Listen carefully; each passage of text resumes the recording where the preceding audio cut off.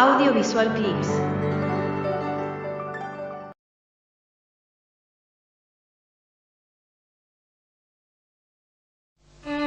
Seguiremos hablando hoy del imperio llamado Tahuantinsuyo, o sea, las cuatro partes del mundo, o sea, el imperio de los incas.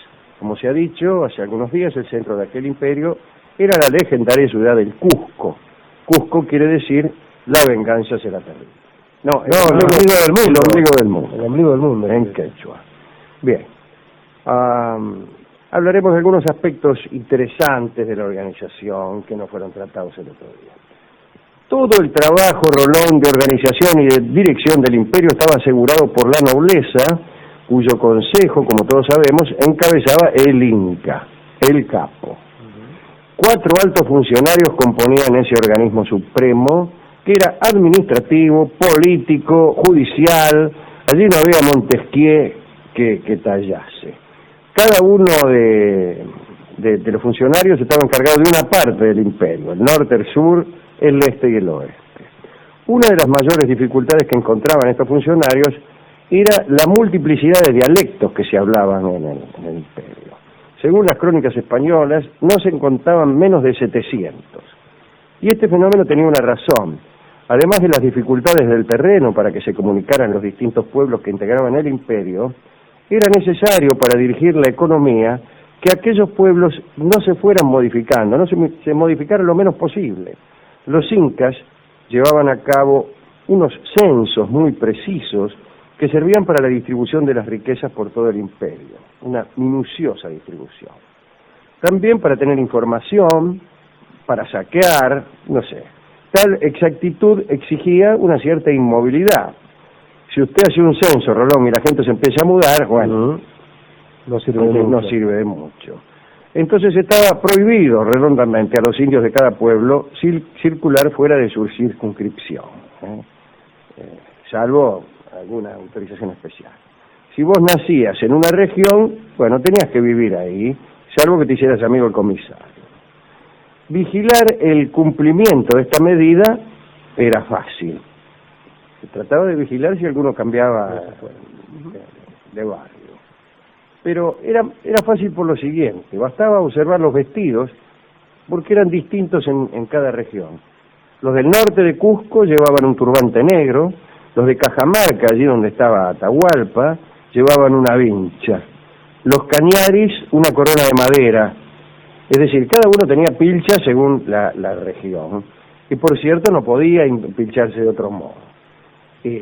Los que vigilaban el cumplimiento de estas disposiciones, vigilando la rima entre la pilcha y la geografía, eran los temidos tucu y dicuc, que quiere decir, como bien sabemos, el que lo ve todo, o sea, los vigilantes. Los tipos que veían si había alguno con pilcha de otro barrio, se llamaban, insisto, tucu y dicuc. Entre aquellos 700 dialectos aparecían 3 lenguas, Stronati, que los españoles calificaron de generales y que eran dominantes en el apogeo del imperio: el quechua, el aymara o aymara y el uru. Este último, el uru, ya estaba en decadencia cuando llegaron los españoles. El quechua y el aymara son lenguas muy notables en relación con su carácter aglutinante. Con una sola palabra, Rolón, hacen posible expresar toda una frase. Uno tiende a desconfiar de esa clase de lenguas, pero esta lo conseguía mediante una raíz y componentes. Fíjese, por ejemplo, la raíz ali, que significa planta en aymara, bueno, de esa raíz venían 82 voces y frases, incluso adjetivadas, como ser esta: ser una planta en bello crecimiento. Esto se conseguía con una sola palabra. O cubrirse un objeto de vegetación, se podía expresar con una palabra.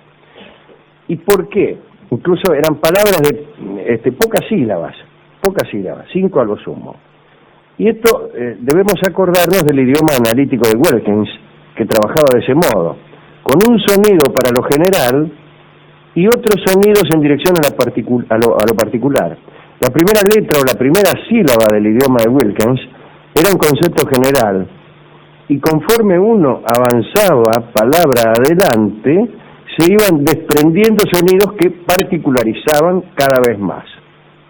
Esto, dicho así, parece funcional, pero jamás nadie habló ese idioma, el idioma de Wilkins.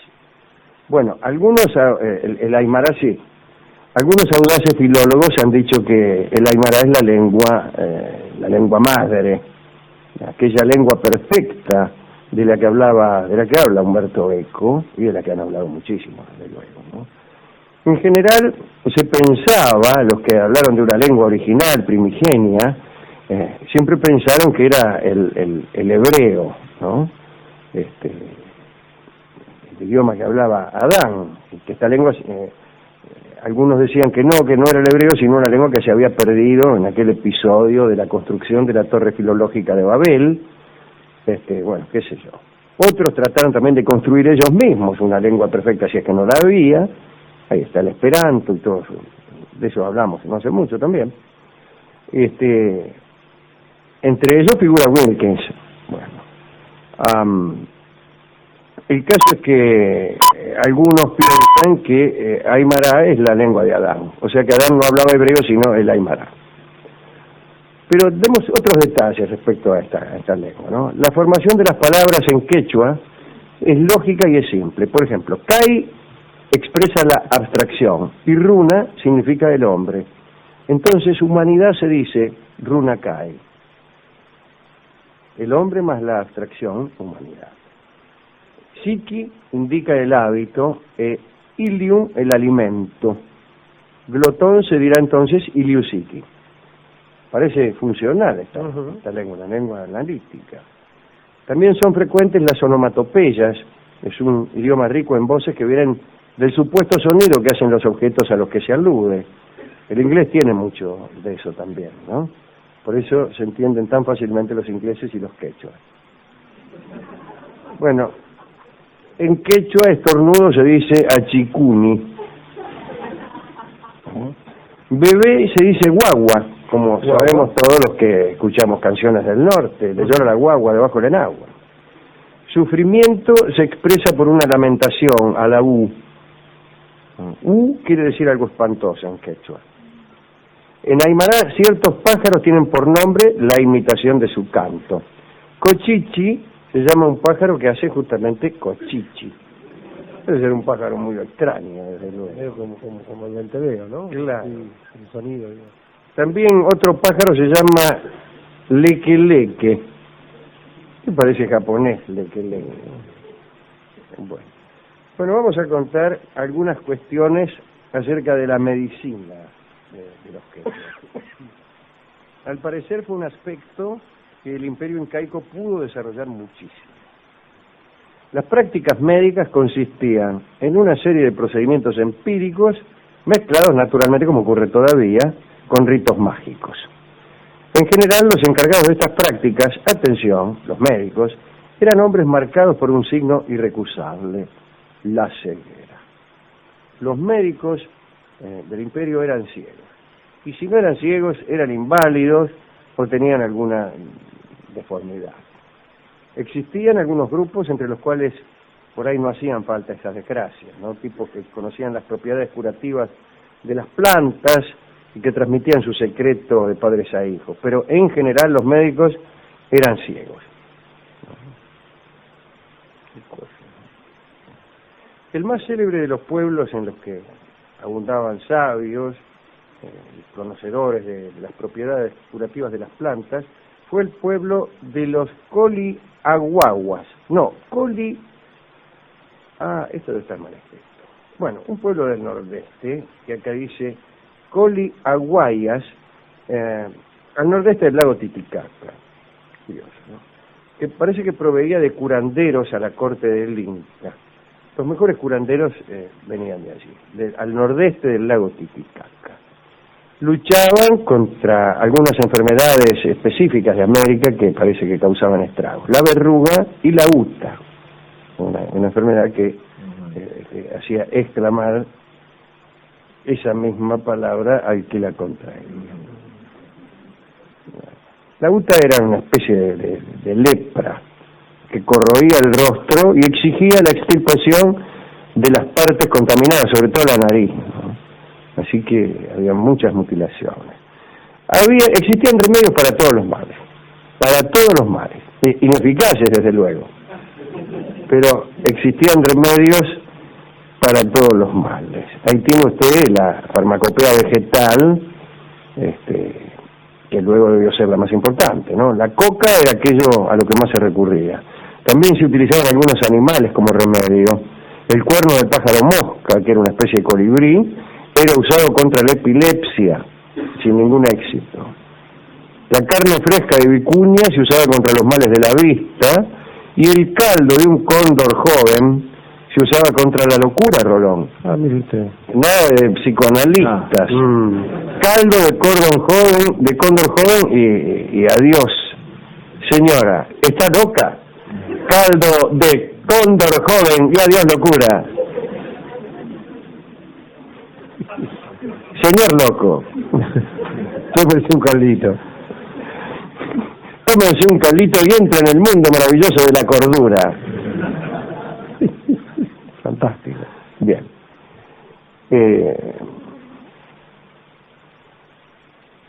Otros productos que se utilizaban eran, por ejemplo, los orines, disculpen ustedes, ¿no? Eran muy usadas las aguas menores en medicina. Toda la familia guardaba en un recipiente este líquido amoniacal, no monacal, amoniacal, y se usaba para dar fricciones contra las jaquecas, como calmante contra los males de los dientes, lo cual nos recuerda que en Roma también se usaban los orines para lavarse los dientes.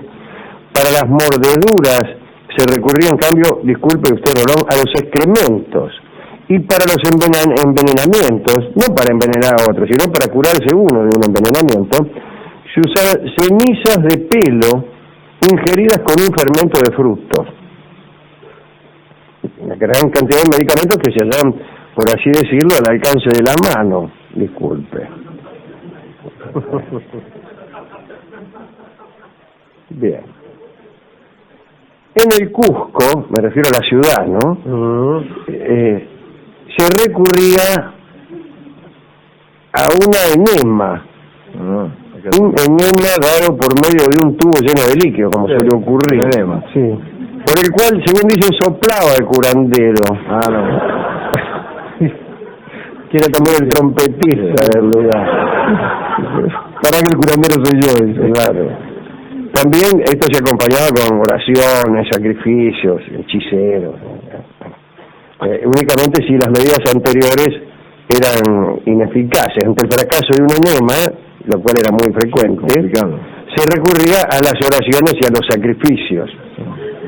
No del mismo modo, pero ya el enema es un sacrificio. Muchas veces los hechiceros procedían a transferir la enfermedad a una cosa inanimada, digamos una piedra. Por ejemplo, usted tenía una gripe y el hechicero engripaba la piedra y usted quedaba lo más chulo. Mira. Esa es medicina. ¿Qué le parece? No la porquería que tenemos hoy día. Bueno, esta operación se hacía de la siguiente forma, digo, el transmitir, el pasar el mal a una cosa inanimada. La zona donde se localizaba el dolor del paciente, pongamos por caso los omóplatos, era frotada con una prenda de vestir usada por el enfermo, digamos un calzoncillo. Luego la prenda era destruida y así se suponía que la enfermedad había pasado a la prenda. Ajá. A veces el mismo curandero lamía la parte dolorida. Mira. Tal vez era el mismo de enema, ¿no? Que esa gente que le dolía. Aunque por su condición de curandero no caía enfermo él, ¿no? Él estaba acomodado. Ahora bien, parece que los microbios discernían este detalle de que era el curandero, tenía una especie de acomodo. El problema se hacía muy complejo cuando el que caía enfermo era el Inca, porque el Inca era la representación viva, el símbolo de su pueblo. Por consiguiente, la culpabilidad que entrañaba el mal que el Inca sufría tomaba un carácter colectivo. Recuérdese que es parecida a la idea que tenían de su emperador los japoneses, Su persona era sagrada, pero además los errores cometidos por el emperador del Japón producían catástrofes. En este caso, un poco al revés, la enfermedad del Inca, como en la China, suponía una culpa, pero una culpa del pueblo. En China suponían que la culpa era del emperador, que si el emperador se enfermaba era porque gobernaba mal. Y peor todavía, en China suponían que los terremotos venían por malos gobiernos. Imagínense, hay países que vivirían en movimiento perpetuo. De todos modos, los emperadores chinos, tan preocupados estaban por los terremotos, que alentaron a los científicos a que inventaran el sismógrafo, cosa que se hizo ya en el siglo I o en el siglo II después de Cristo. Y yo creo que alentaron a los científicos porque un terremoto denotaba un mal gobierno. Entonces había que rajar a tiempo. Sí, había que rajar a tiempo, ¿no? Bueno, acá pasaba lo siguiente, digo, en el Imperio Inca. El mal que sufría el Inca entrañaba una culpa colectiva, y para curar al Inca toda la población se sometía a penitencia, ayuno, a ofrendas, sacrificios, purgas, etcétera, ¿no? Estaba enfermo el Inca, pero tenías que ayunar vos. Bueno. En Cusco existía un método de purificación colectivo llamado Situá. A los enfermos, a los inválidos y a los extranjeros se los trasladaba fuera de la ciudad y no podían volver hasta después que terminaran las ceremonias de curación. Entonces los habitantes, los que quedaban allí, realizaban un ayuno riguroso y que duraba 3 días. Además también se realizaban lavados que eran muy precisos, muy profundos. Luego de esos 3 días ya purificados y hambrientos, los muchachos asistían a un rito para conjurar las enfermedades. 4 guerreros de la familia imperial salían rajando hacia los 4 puntos cardinales, y a su paso los habitantes sacudían sus vestidos, se frotaban vigorosamente el marote y consideraban que así sacaban los malos espíritus. Bien, esto es una medicina interesante. ¿Por qué? Bueno, imagino que a usted le interesará. Como usted fenómeno antropológico de esa manera. Bueno, finalmente, un último aspecto. Hablemos de la ley de justicia. La ley del Inca Rolón era implacable, naturalmente por su carácter divino. Así que su violación, la de la ley, no la del Inca, constituía un sacrilegio. Sin embargo, la legislación tomaba en cuenta la reacción del sujeto de acuerdo con la clase a la que pertenecía. Así las penas eran mucho más suaves para miembros de la nobleza. Un castigo para un miembro de la nobleza era el insulto de un juez. Vos cometías un delito y el juez te insultaba. Te decía, atorrante, compadrito, qué sé yo, y ya estaba. Pero en otras clases la cosa era más brava, a veces se recurría a la tortura para arrancar confesiones, no había apelación, existían mazmorras, y muchas crónicas han descrito celdas llenas de animales salvajes que funcionaban como una especie de ordalía, de acuerdo, parecida al juicio de Dios de la Edad Media. El acusado que se mantenía vivo por más de 48 horas en esa celda llena de bestias era considerado inocente. Para la plebe, la pena de muerte era de aplicación corriente, generalmente por la horca o lapidación. Otro de los castigos eran un mazazo en los brazos, reclusión en cuevas donde había sapos y serpientes, estaba el látigo, etcétera.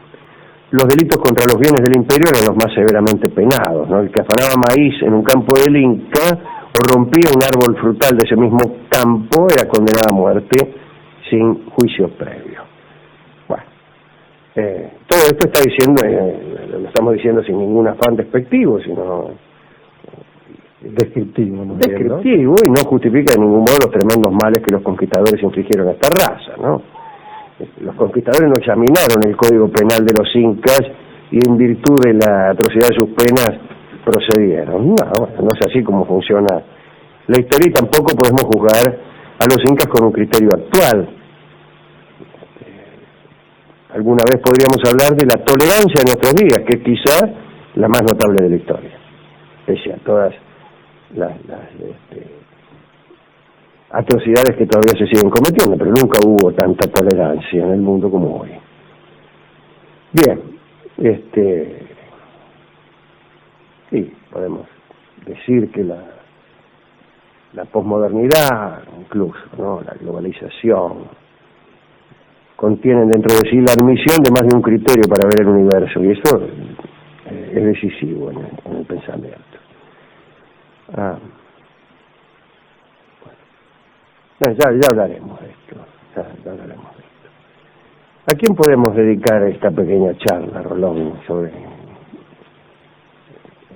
el imperio incaico? Y a los pueblos sojuzgados por los imperios sean esto de la época que fueren, Alejandro. Sí, así como los incas se hicieron con algunos y otros se hicieron con los incas después, y así en la historia de la humanidad. Y si usted me permite, a Atahualpa Yupanqui, cuyo nombre fue tomado después por el amigo Chavero para generar... Así se llamaba el último de los gobernantes del imperio, Atahualpa Yupanqui. Ese era el nombre. Bueno, ¿con qué podemos ilustrar este catálogo de las costumbres de los quechuas? Podríamos, aunque no hemos hablado de la música, podríamos hablar en días sucesivos. Vamos a ilustrar la charla con hijos de la música, que en quechua se dice huancahuá. Y los huancahuá cantan una zambita que tiene mucho que ver con la medicina de aquellas regiones, de aquellos años, y es la zamba de los yuyos. Aunque, desde luego, no figuran en esta zamba ni las enemas o los enemas, ni el lamido de las partes enfermas por parte de un curandero.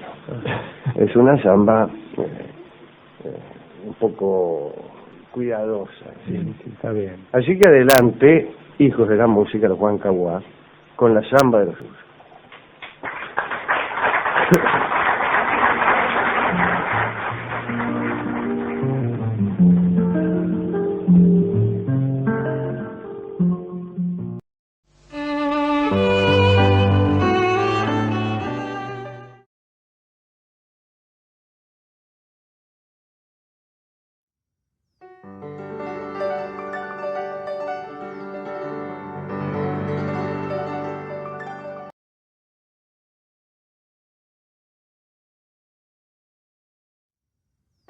Gracias por ver y escuchar este video, y no olvides suscribirte para recibir las notificaciones de nuevos videos todas las semanas. Dale a me gusta si te gustó, y comparte en las redes sociales para que el canal siga creciendo, y trayéndote a los mejores exponentes de las artes audiovisuales.